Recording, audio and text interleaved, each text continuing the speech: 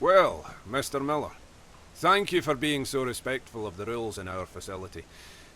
You wouldn't believe the amount of people we have to tell to leave staff-only areas. I hope your meeting with Miss Burman was productive. Your next meeting is with Chance Crow very soon.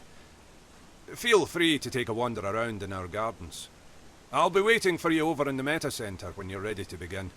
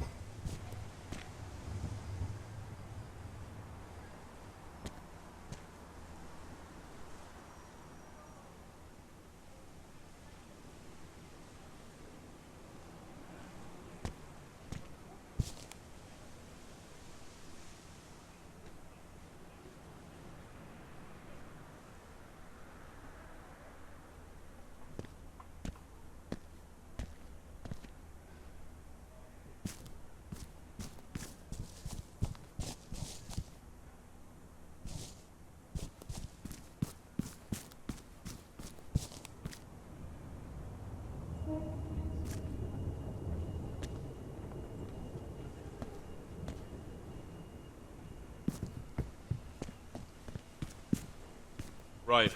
I know most people couldn't be here today as it's the weekend, but I just want to thank everybody who was able to make it in.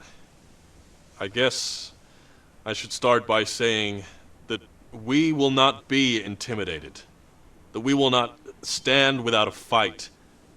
The people who stand against us, they don't want change. In fact, they fear it, and they won't stop until we fear it too. I'd also have to say that... Not this again. Yeah, sorry. I have a letter here from Mrs. Foster.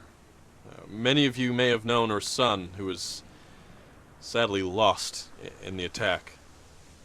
She writes, My son was many things to me, and to those who knew him best. A loving brother, a good friend, and someone to make you laugh when times were at their hardest.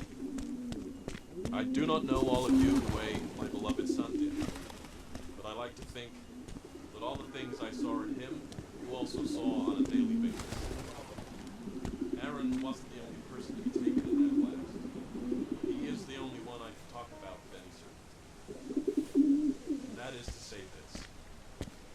He died knowing that every one of his colleagues will not let his death have been in vain. That the family he raised will not live in a world devoid of the presence of his actions. That his deeds whilst alive will live on through all of us in his death. And that we would not falter to do justice to his memory. To the memories of all the families affected in this terrible time. I do not know all of you the way my beloved son did, but I think fondly of you all, and I cherish the kindness you've shown our family in our time of need. Kindest regards, Jennifer Foster. Now, if we could all bow our heads, we'll observe a moment of silence.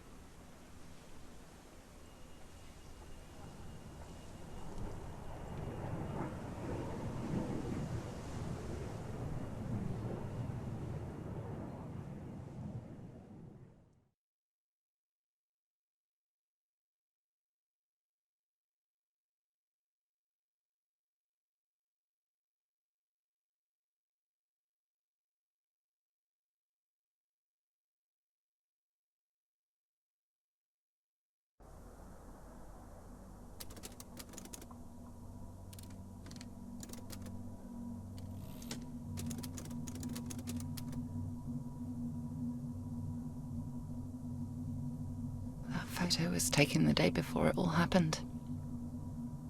How fragile a life can be. It can all shatter in an instant.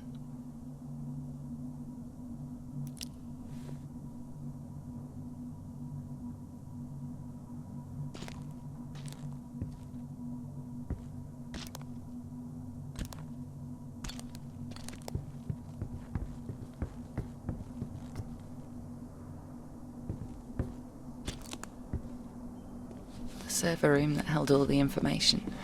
Destroyed. Yeah, not easy.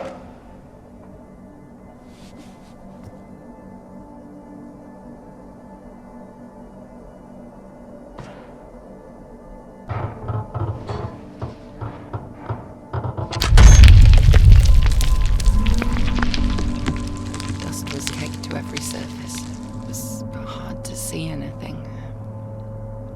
There were no obvious paths to take me to where Michael had been found.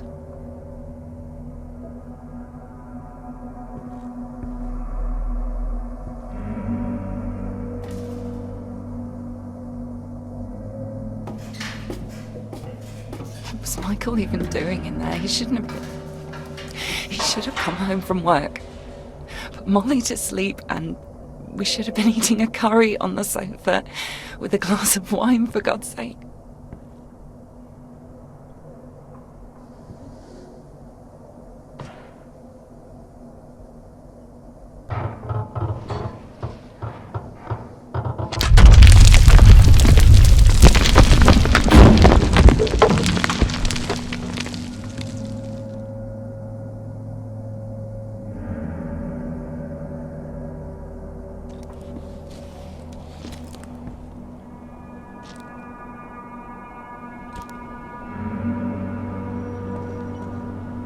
Looking back at where I started that night, I should have come back here to prevent it from happening.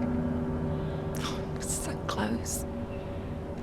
I asked myself that 100 times. I've been through every scenario. What if things were different? What if I'd made different choices?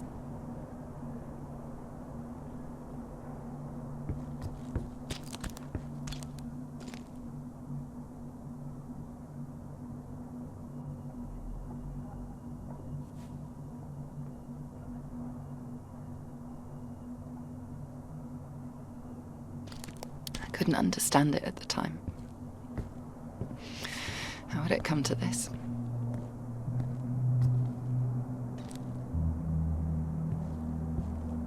We were talking about the future. That seems so stupid now, doesn't it? There's no way I could have known.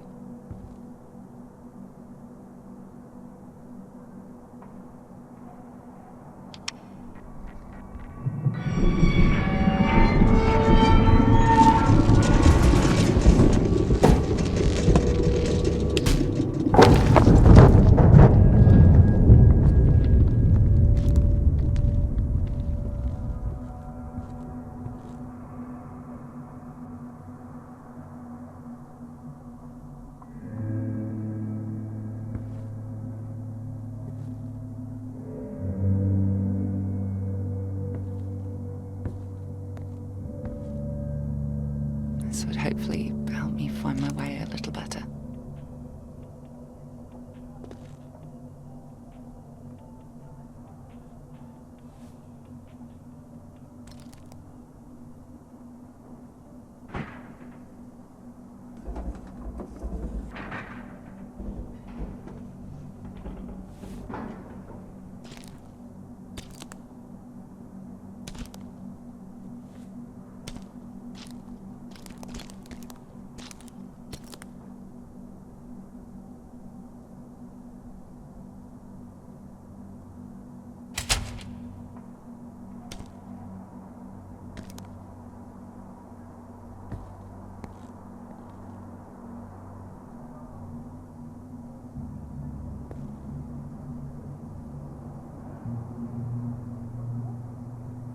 Some of the security was still engaged.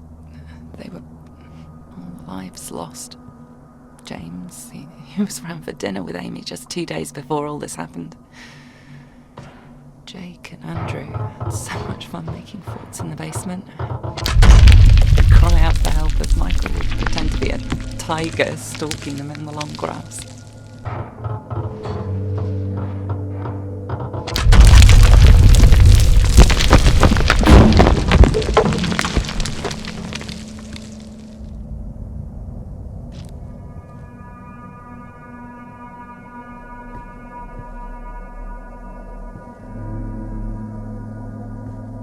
Entire floors torn into one another.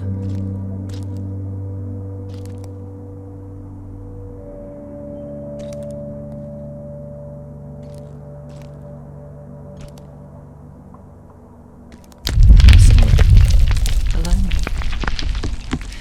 The room they said Michael was found in.